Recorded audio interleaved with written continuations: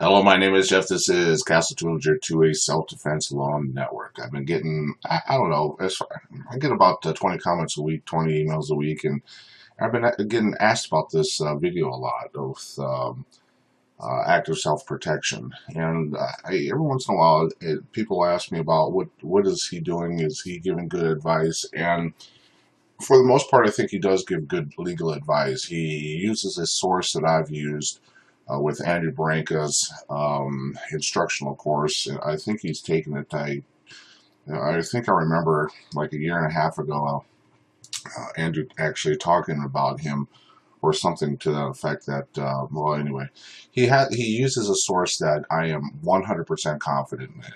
I have incorporated other sources as I continue on my journey of autodidact university and learning self-defense law. Um, he may be a little bit out of phase in a couple of things that what I understand with, but overall he does a good job. People talk about his channel a lot. He's done a wonderful job with the channel building it. If you watch about 10 to 15 of his videos, you generally get the concept of what he's trying to teach.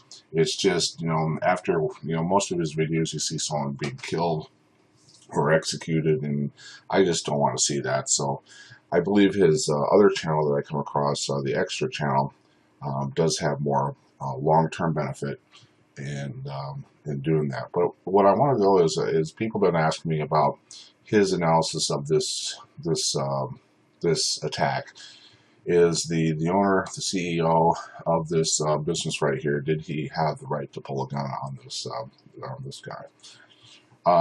I've seen this video and I didn't really like it as far as a training analysis goes, because it goes down several rabbit holes. Because when I want to teach you guys, I want to teach you the totality of self-defense, and I don't want you to cognitively think that when you're in a life or death event that you don't have to do something. So if you're in a place of business, generally you'll have the presumption of reasonableness. Generally, you will have no duty to treat.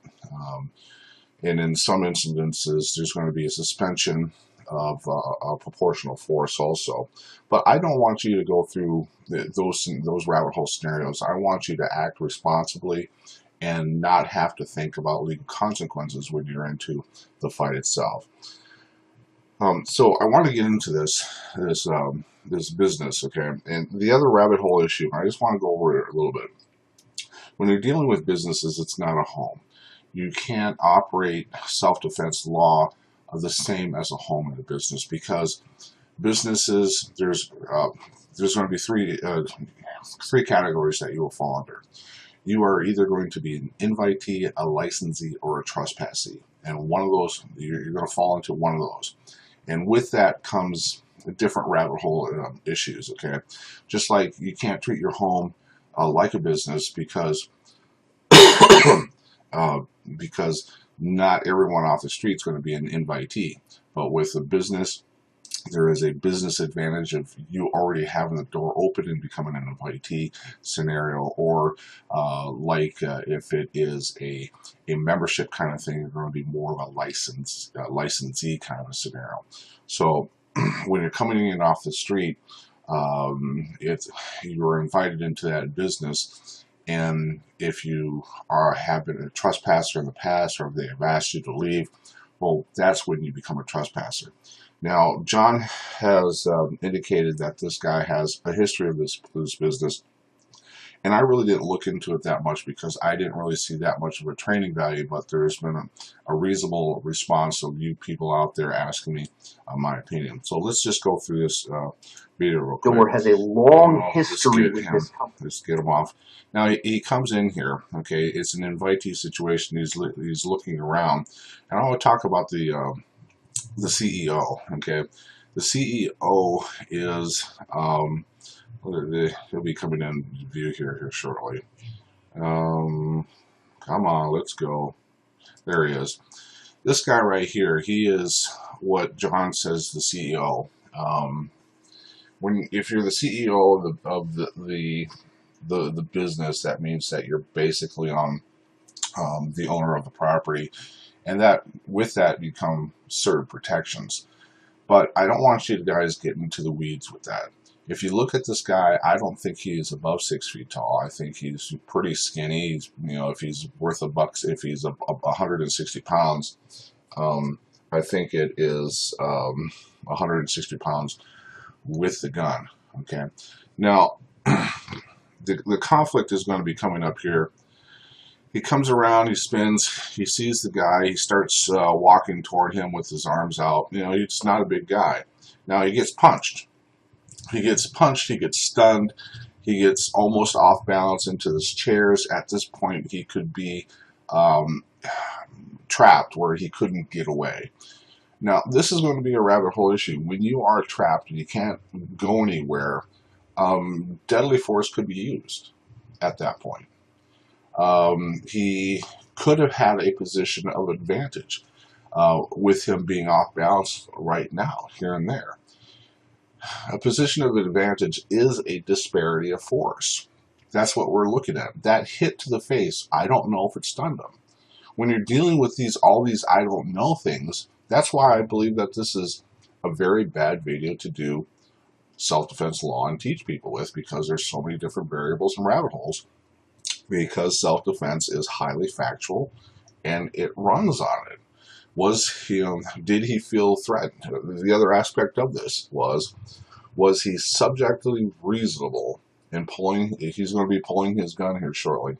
Was he subjectively reasonable? Well, when the prosecution looked at the totality of the history between this character and this business, was there threats out there? Did jeopardy apply in this scenario? Jeopardy can be used in the past if you have a conflict now. If he says that he's going to knife him, kill him, whatever the threat was going to be, excuse me, that could be taken into account while he has punched him in the face, slightly off balance, partially trapped, couldn't get anywhere. Was he reasonable in doing this? Backs up, pulls his gun. Okay.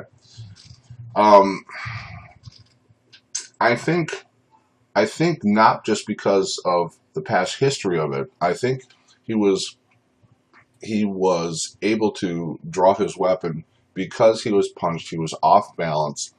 He was possibly going to be in a position of disadvantage, and he was trapped between the perpetrator and the chairs with nowhere to go.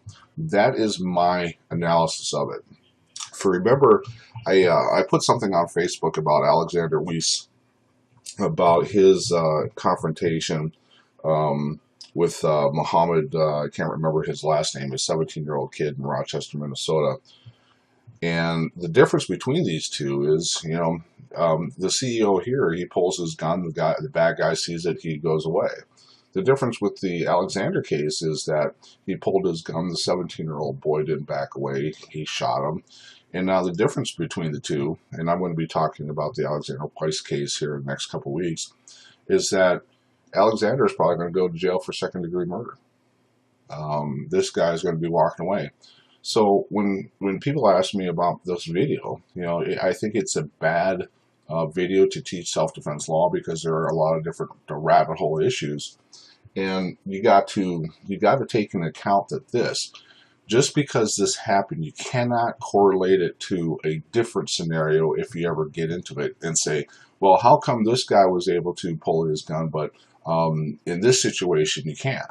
Well, it's highly, highly factual based. Now, you take this thing outside, and it may have been a different a scenario. And because of the presumption of reasonableness, because in some instances proportional force will be off the table, and because of standing your ground or castle doctrine, the duty to retreat, you won't have a duty to retreat, that kind of a scenario. So there's going to be a lot of different variables for it. As far as John goes, he does do a good job. If he is talking about law, the few videos that I've seen, a couple of them I think were a little bit out of phase, but in general he does do good advice with the Andrew Baranka style of teaching self-defense law. It's a good style. I've incorporated other things other lawyers and other books and stuff into my overall theory on self-defense law. But for the most part, John does a good job. All right.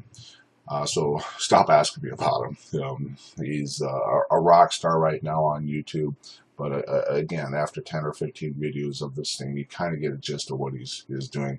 I think it's kind of gruesome after, watching 15, people get executed on YouTube. I personally, I don't want to see that. Okay. My name is Jeff. This is Castatology 2A Self-Defense Law Network. I hope this helped.